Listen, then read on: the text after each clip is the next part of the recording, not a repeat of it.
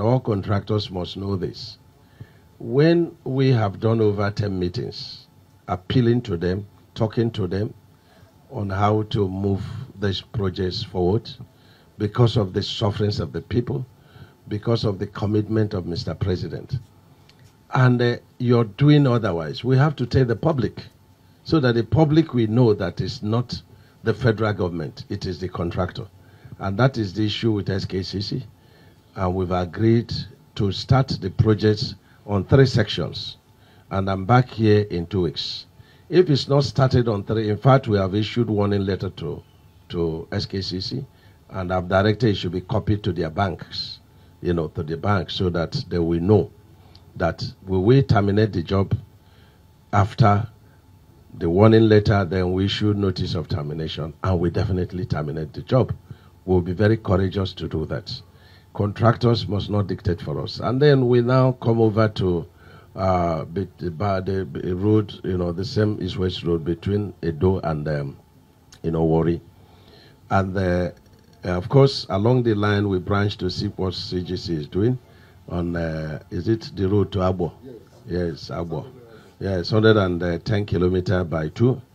And so I directed, I've done about 30 kilometers. So I said, look, because of paucity of us, let us follow one, lane, one carriageway.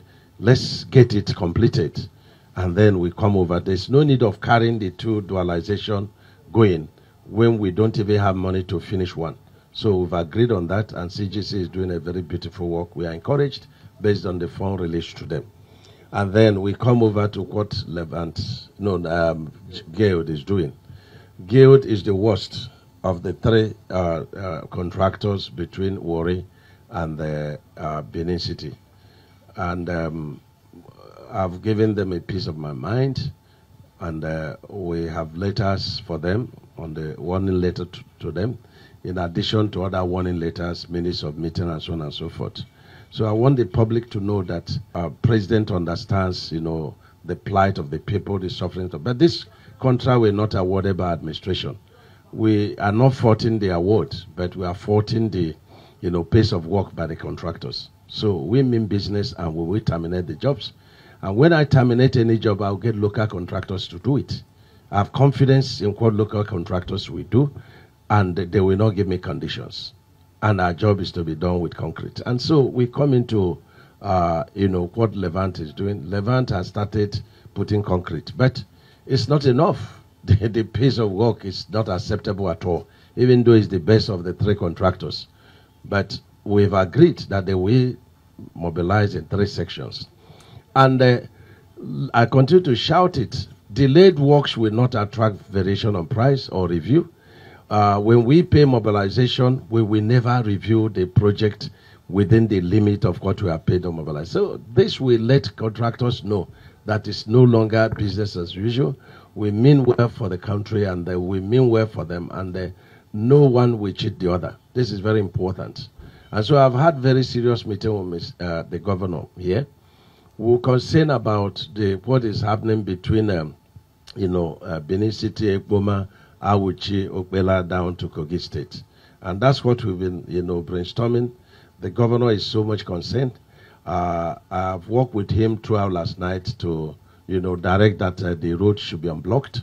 And if you see the grievances of these people, you will not blame them too much, because trucks are falling, people are dying, and so on and so forth.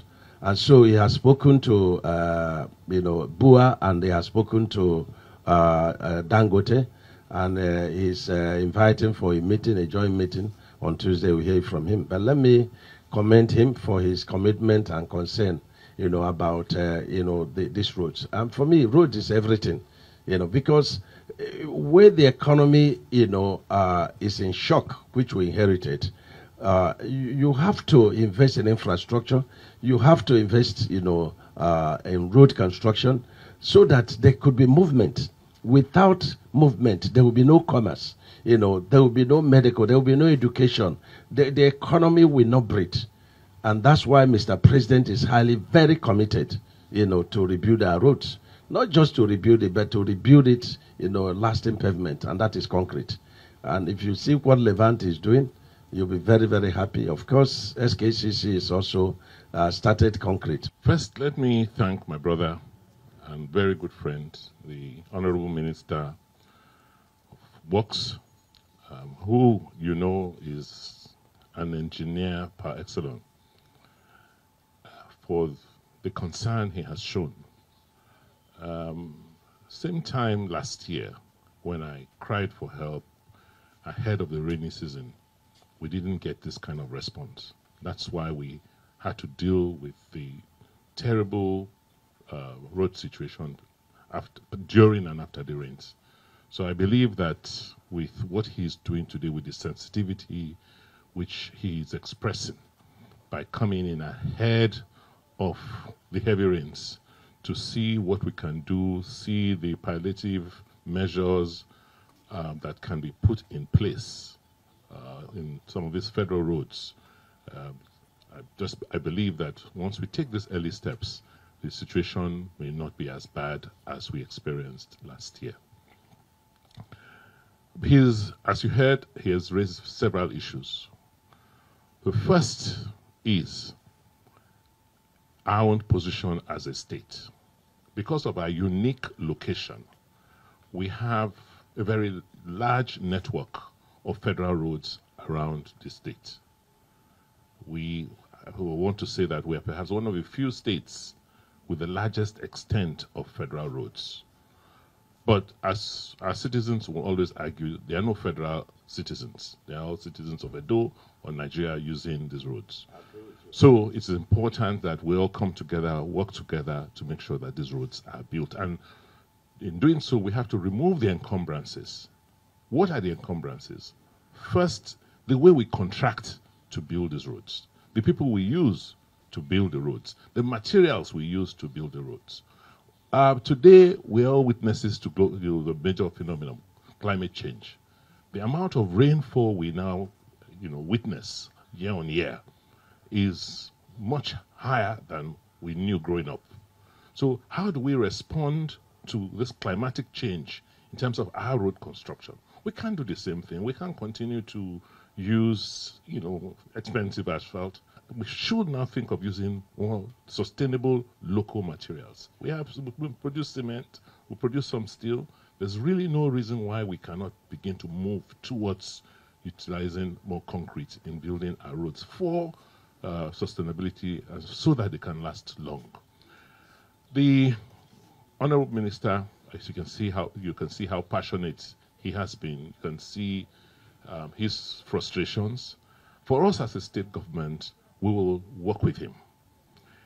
The issue of roads cannot be left to one stakeholder alone. All of us must come together. There are several stakeholders, particularly those heavy use roads like the Benin-Auchi road, which is the main artery, that the spine of our state is that Benin-Auchi road. We are very concerned about that road. You've heard about the protests this week by young people. We've appealed to them. They have heeded our appeal. They've gone back. But they're expecting us to fulfill the promise that we are going to take remedial actions immediately to ensure that we reduce the carnage, the accidents, and the disruptions and delays on that road. Following the meeting with the Federal Minister for Works, we've agreed that we will send one of our contractors immediately to go in there early next week to commence palliative work in some very bad sections. We have also agreed that those sections that are almost not motorable now, you can imagine what will happen when more rains come, particularly around Agbede, between Ekpoma and Irua, and some other portions towards Uhode. Those sections we've calculated, come to about 30 kilometers. And we are going to have to bring in other stakeholders, particularly the heavy users of that road. And we've singled out Dangote Cement and Boa Cement. They are one of the largest users of that road, and they cannot, therefore, stay aloof. So we're summoning a meeting of these two companies and the state government with the federal minister for works on Tuesday so that we can agree concrete steps and measures to take to make sure that these remedial actions are taken, these very, very bad sections are rehabilitated quickly ahead of the rainy season. We cannot afford for that road to be cut out this year. Things are bad enough in the country. And this is a main artery moving petroleum products, moving food from the north to the south. So we have no choice but to make sure that that route is open for traffic and it is motorable. Yes, these are just short-term measures, but in the long term, and one of the things we'll be discussing with the minister on Tuesday is that that road must and should be concessioned.